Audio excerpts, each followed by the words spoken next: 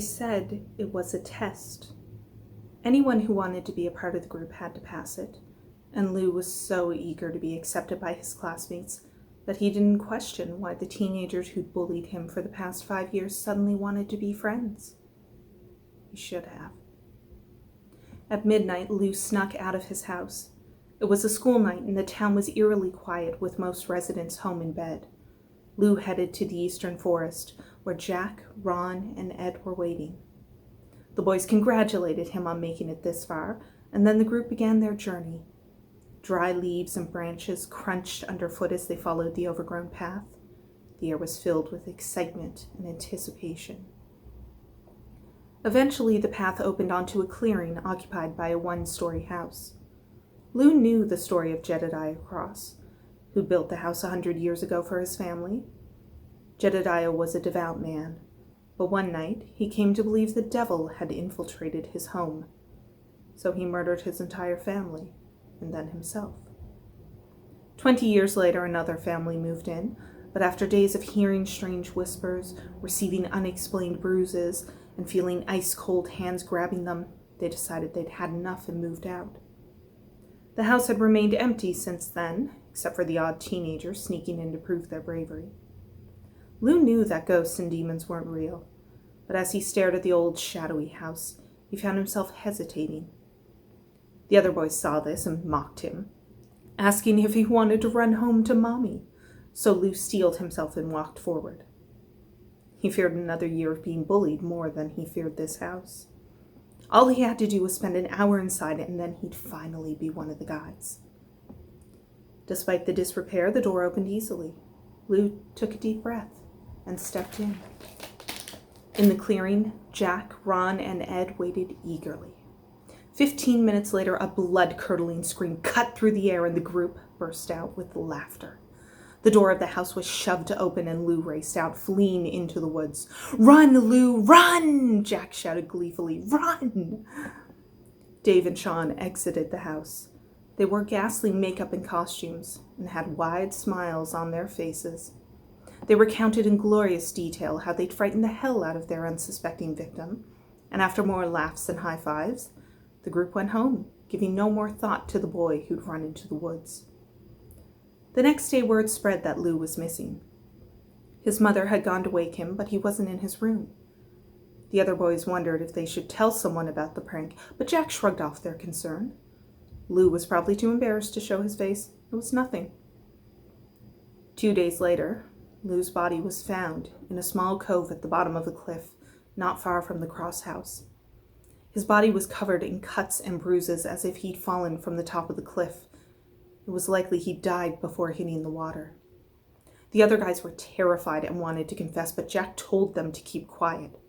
If they said anything, then the cops would think they'd toss Lou off the cliff. And even if they believed it was an accident, they blamed the group for scaring him. "We didn't do anything wrong," Jack reminded them. "Nobody made him run in that direction." It was easy for Jack not to care. If he ever thought about that night, he only remembered the joy of their successful prank. But 3 nights after Lou's body was found, Jack had the dream. He was standing in the dark forest all alone. A chill ran down his spine. "Run, Jack, run!" Terror coursed through his body, and he took off. The voice taunted him as he raced through the forest, not sure where he was going. Branches scratched at his arm, tearing his skin and drawing blood. Suddenly he came to a stop. Breathing heavily, he looked down and realized he was standing at the edge of a cliff. Moonlight highlighted the sharp edges of the rocks below, hungry for a taste of his blood. Suddenly he felt a pair of ice-cold hands on his back. "Run, Jack," Lou said as his ghostly hand shoved Jack off the cliff. "Run!" Jack woke screaming.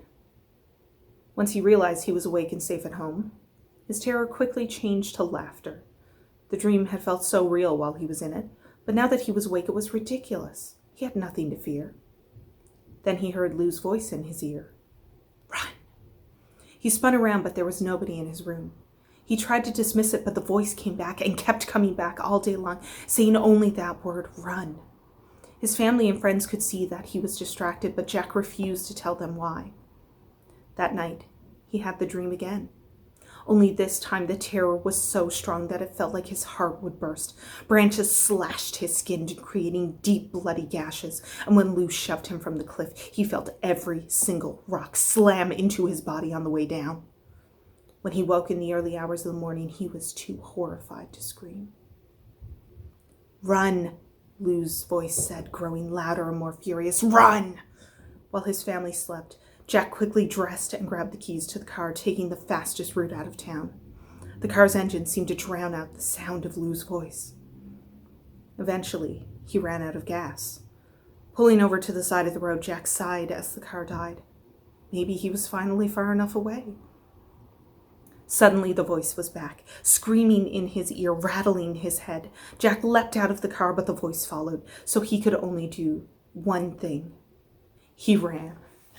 He raced into the woods, not caring about the branches that tore into his flesh.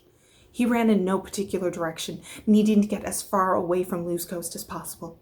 "It's not my fault," he cried out, even now refusing to feel guilty. "I had nothing to do with you running off that cliff. I'm not to blame." He burst from the trees and came to a stop. Breathing heavily, Jack realized that he was near the edge of a cliff. Sharp rocks lined the descent. Water crashed onto a rocky beach far below. Suddenly, he felt ice-cold hands on his back. "No," Jack screamed. "I did what you wanted. I ran." The pressure of the hands increased, pushing him towards the edge of the cliff. The last thing he heard was Lou's voice saying, "Not far enough."